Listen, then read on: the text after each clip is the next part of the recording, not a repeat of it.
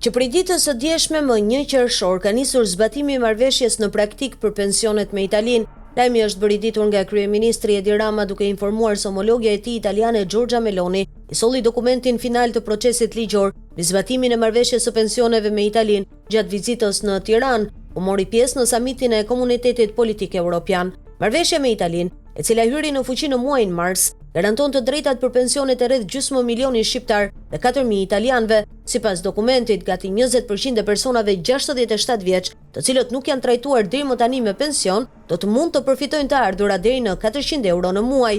Një qytetar shqiptar që ka në total 27 vite punë, nga të cilat 14 vite në Itali dhe 13 në Shqipëri, do të marrë pension në Itali për 14 vite dhe në Shqipëri për 13 vite. Buxheti i dedikuar nis me 7.6 milion euro për vitin e parë të aplikimit dhe mbyllet me 20.3 milion në fund të këtij planifikimi buxhetor. Marrëveshja u jep mundësi emigrantëve që të përfitojnë edhe nga skema të tjera, siç janë pensionet e invaliditetit, pensionet familjare, pagesa e papunësisë, nga sëmundjet, si dhe nga shtatzania. Nga kjo marrëveshje do të përfitojnë edhe ata qytetarë që e kanë mbushur moshën e daljes në pension përpara disa vitesh, por janë përjashtuar nga marrja e pensionit për shkak të mosplotësimit të viteve të kontributeve, ati minimal prej 15 vitesh në vendin tonë dhe 20 vitesh në Itali.